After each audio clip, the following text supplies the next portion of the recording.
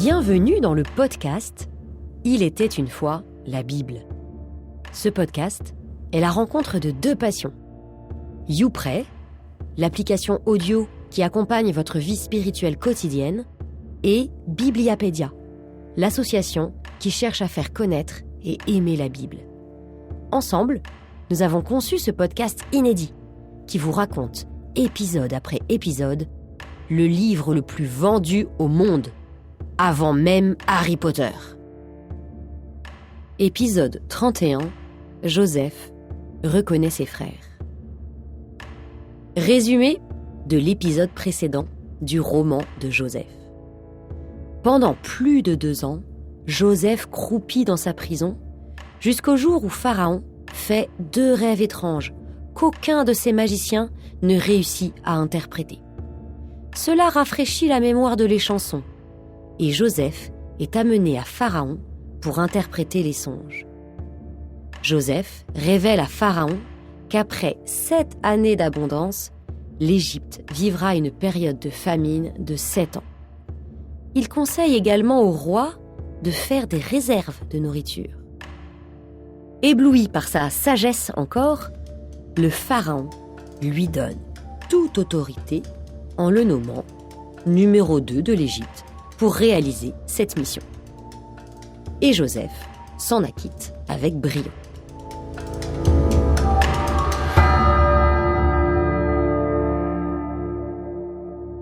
Nous sommes au chapitre 42 de la Genèse. Apprenant qu'il y avait du blé en Égypte, Jacob dit à ses fils : « Pourquoi restez-vous là à vous regarder ? J'ai entendu dire qu'il y avait du blé en Égypte. Descendez là-bas et achetez-y du blé pour nous. Ainsi, nous ne mourrons pas, nous vivrons. » Est-ce que vous vous rappelez dans quel état était Jacob la dernière fois que nous avions entendu parler de lui ? Il était désespéré, abattu. Et les frères, ils étaient pleins de ruses et de manipulations. Là, on dirait que les rôles se sont un peu inversés. Jacob a retrouvé son autorité, et les frères, au contraire, sont tout mous. Voilà sans doute ce qui arrive quand on vit dans le mensonge avec un crime horrible sur la conscience depuis des années. Les frères sont comme des morts-vivants.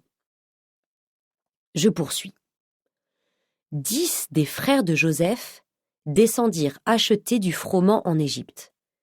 Mais Benjamin, frère de Joseph, Jacob ne l'envoya pas avec ses frères, car il se disait : « J'ai peur qu'il lui arrive malheur. » Les fils d'Israël, parmi beaucoup d'autres gens, vinrent donc pour acheter du blé. C'était Joseph qui organisait la vente du blé, car il avait plein pouvoir dans le pays.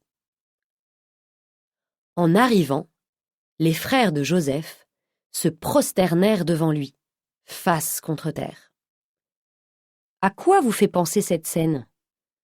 Oui, on dirait que le songe de Joseph est en train de se réaliser. Vous savez, celui dont on a parlé à l'épisode 26 de notre podcast, celui avec les gerbes de blé. Je reprends la lecture. Dès qu'il les vit, il les reconnut. Mais il se comporta comme un étranger à leur égard, et il leur parla avec dureté. Il leur dit : « D'où venez-vous ? » Ils répondirent : « Du pays de Canaan, pour acheter du blé en nourriture. » Alors là, c'est le moment de vérité. Maintenant que Joseph a le pouvoir, que va-t-il faire à ceux qui ont voulu le tuer ? Va-t-il se venger ? Je poursuis. Joseph avait reconnu ses frères, mais eux ne l'avaient pas reconnu. Joseph se rappela les songes qu'il avait eus à leur sujet et leur dit : « Vous êtes des espions. C'est pour découvrir les points faibles du pays que vous êtes venus. » On peut être étonné ici que les frères ne reconnaissent pas Joseph. Mais déjà, comment imaginer qu'il pourrait être devenu le bras droit du pharaon ? En plus, il est habillé comme un prince, coiffé comme un Égyptien. avec peut-être même une sorte de maquillage. Et puis, qu'est-ce que c'est que cette histoire d'espion? On dirait que Joseph invente une ruse pour gagner du temps. Poursuivons. Ils répondirent: Non, mon seigneur, tes serviteurs sont venus pour acheter du blé en nourriture. Nous sommes tous fils du même homme. Nous sommes de bonne foi. Tes serviteurs ne sont pas des espions. Pour une fois, les frères ne mentent pas. Et pour le prouver, ils donnent l'argument suivant. Ce serait en effet très bizarre que 10 espions soient tous frères. Sans s'en rendre compte, ils disent quelque chose qui est encore plus vrai qu'ils ne le pensent. Ils sont tous, y compris Joseph, fils d'un même homme. Je poursuis. Joseph leur répéta: Non, c'est pour découvrir les points faibles du pays que vous êtes venus. Mais à quoi joue-t-il? Quel est son but en les accusant de quelque chose de complètement faux? Nous allons assister ici à une très longue discussion à 2 niveaux. Joseph les accuse de faire quelque chose de mal, mais pas en disant leur véritable faute, qui est en fait avoir vendu leur frère. Et là, il invente autre chose, l'histoire des espions. Mais ce qu'il veut, c'est, par cette ruse, qu'ils se rappellent leur vraie faute. Et comment? Eh bien, dès qu'ils vont se justifier, ils auront des problèmes, car tout dans leur vie a un rapport avec la vente de Joseph. Cela va rendre leur défense très compliquée. Continuons. Alors, ils ajoutèrent: Tes serviteurs étaient 12 frères. Le plus jeune est resté avec notre père, et l'un de nous n'est plus. Ah, par exemple, là, le plus jeune est resté avec son père. Pour quelle raison, si ce n'est parce que leur père se méfie de ses fils? Parfait, Joseph va se servir de cette réponse. Écoutez. Joseph leur déclara: Je maintiens ce que je vous ai dit. Vous êtes des espions. Voici les preuves que vous devrez subir. Que l'un d'entre vous reste prisonnier. Vous autres, partez, en emportant ce qu'il faut de blé pour éviter la famine à votre clan. Puis, vous m'amènerez votre plus jeune frère. Ainsi vos paroles seront vérifiées et vous ne serez pas mis à mort. En fait, Joseph ne ment pas quand il dit « Ainsi vous ne serez pas mis à mort ». Il sait en effet que le mensonge et la jalousie mènent à la mort. Et il veut essayer de les faire sortir de ce trou de mensonges dans lequel les frères vivent depuis maintenant des années. Et pourquoi, à votre avis, Joseph demande-t-il aux frères de ramener Benjamin? Parce qu'il veut voir son petit frère. Oui, mais en plus, cela permettra à Joseph de voir si le cœur de ses frères a changé. Pourquoi? Parce que s'ils sont toujours jaloux, que risquent-ils de faire? Ils risquent de vouloir tuer Benjamin, comme ils ont voulu tuer Joseph, puisque Benjamin, il est le nouveau chouchou. Ils acceptèrent, et ils se disaient l'un à l'autre: Hélas, nous sommes coupables envers Joseph notre frère. Nous avons vu dans quelle détresse il se trouvait quand il nous suppliait, et nous ne l'avons pas écouté. C'est pourquoi nous sommes maintenant dans une telle détresse. Regardez comme la méthode de Joseph fonctionne. Grâce à cette épreuve, qui leur semble être un châtiment de Dieu, les frères commencent à repenser à leur faute et à la regretter. Ruben, alors, prit la parole. « Je vous l'avais bien dit, ne commettez pas ce crime contre notre jeune frère. Mais vous ne m'avez pas écouté. Et maintenant, il faut répondre de son sang. » On se souvient que la parole était comme empoisonnée par la jalousie. Grâce à la vérité, la parole redevient possible. On reprend. Comme il y avait un interprète, ils ne se rendaient pas compte que Joseph les comprenait. Coup de théâtre, on apprend que Joseph assiste à la scène, assiste à leurs échanges. Alors, Joseph se retira pour pleurer. Les larmes de Joseph sont très belles. il se laisse émouvoir par le changement du cœur de ses frères, au lieu de se ruminer le mal qu'ils lui ont fait. Je poursuis. Ensuite, il revint près d'eux et leur parla. Regardez, la parole continue à progresser. Joseph est ému, mais il sait qu'il doit continuer ses épreuves pour arriver à une réelle vérité.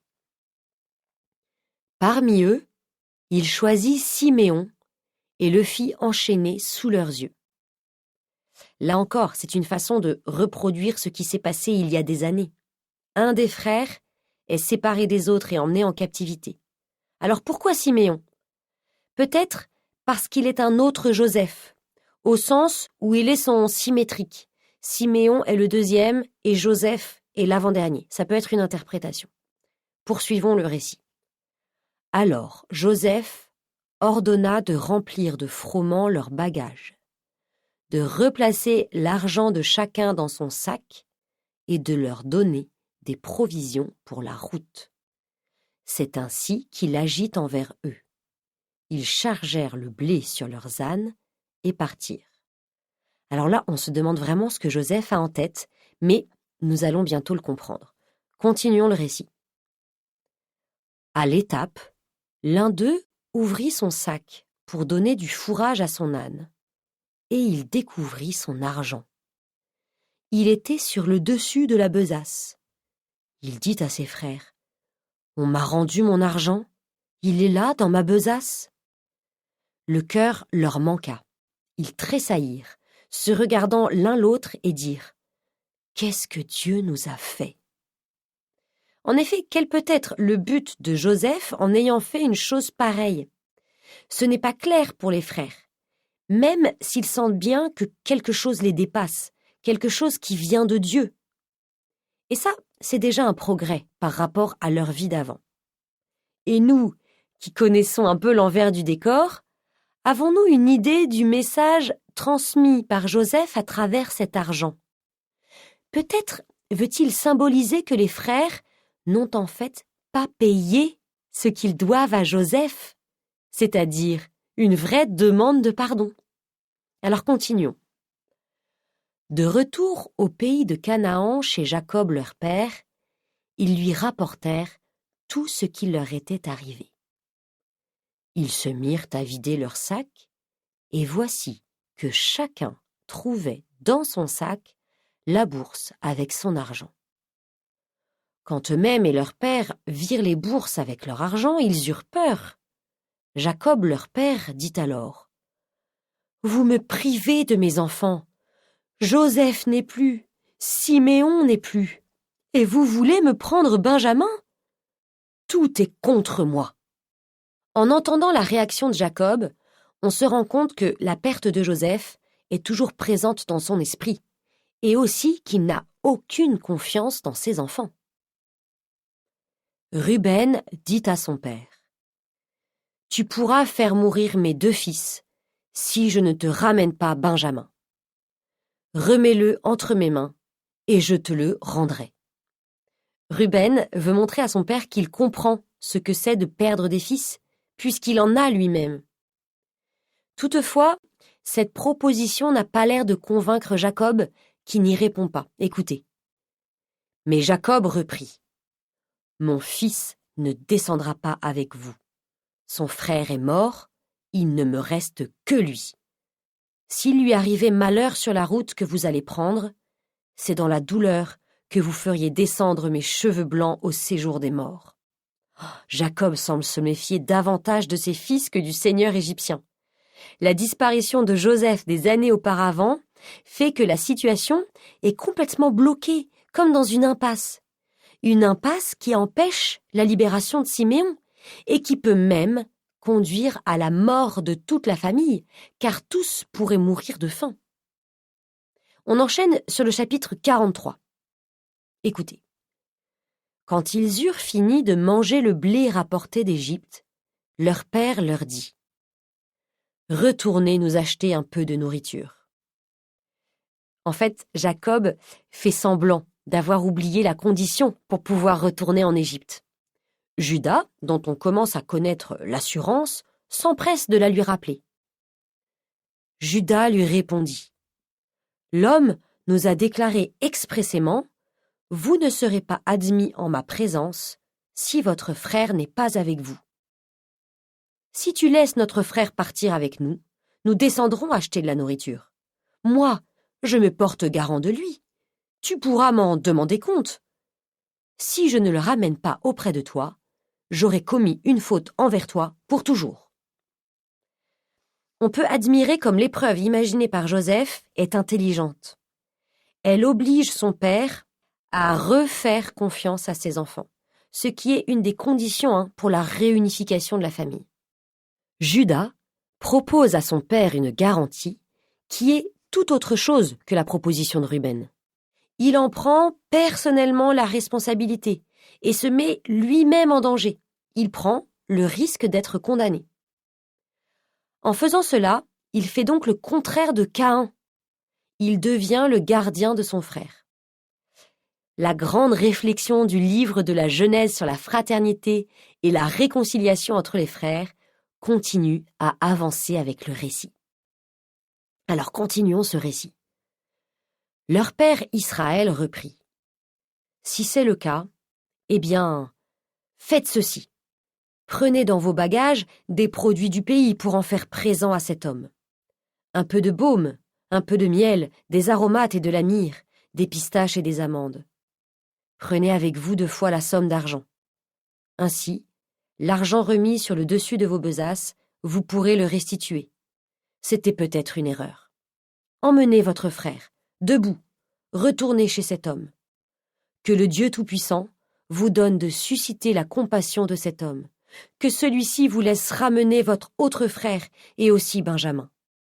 Pour moi, si je dois être privé d'enfants, que j'en sois privé. » Alors vous le sentez, Jacob n'est pas complètement rassuré. On le voit avec les cadeaux qu'il donne, comme quand il avait voulu amadouer Ésaü des années auparavant. Mais en même temps, il accepte. Pour la première fois, la situation se débloque un peu. C'est d'ailleurs aussi la première fois que Jacob prie Dieu depuis le début de l'histoire de Joseph. D'une certaine façon, il n'a pas d'autre solution que de prier, car Dieu est celui qui peut faire naître dans le cœur le désir d'être compatissant, comme lui, Dieu, est compatissant. Comme Ésaü fut compatissant devant son frère, tant d'années auparavant.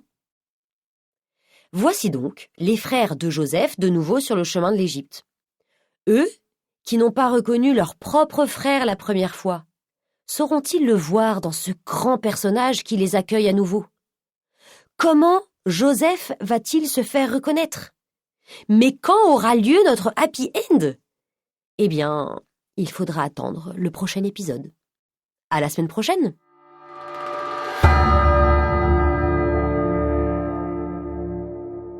Merci d'avoir écouté cet épisode jusqu'au bout.